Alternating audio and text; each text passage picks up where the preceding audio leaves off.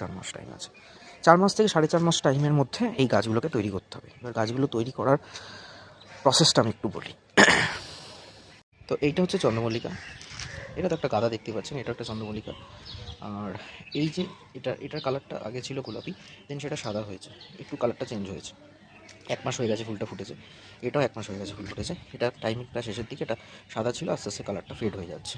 আর এটা হলুদ, সে বিখ্যাত হলুদ, অনেকে এটার জন্য একদম পাগল হয়ে গেছে কী করে করেছেন জানার জন্য। তো সব নিয়ে আমি আজকে ভিডিওটা করছি, ঠিক আছে।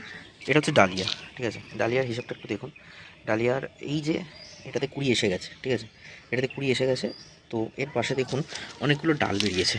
এই ডালগুলোর নিয়ম হচ্ছে, এই ডালগুলোকে যেটা ছোটো ছোটো যে ডালগুলো বেরিয়েছে, অর্থাৎ এই যে ডালগুলো, এই ডালগুলোকে আমি কেটে দিই, ঠিক আছে। এই ডাল যত ফেংড়ি কেটে দেওয়া হবে তত গাছটা ভালো হবে, মানে এই ফুলটাই ভালো হবে, কেন এটা ফার্স্ট ফুল। তো এই ডালটার মধ্যে যা ফুল আসবে সেটা ভালো হবে, বাদ বাকি যে পাশে যে গাছ শাখাগুলো বেরোচ্ছে এগুলোকে আমি কেটে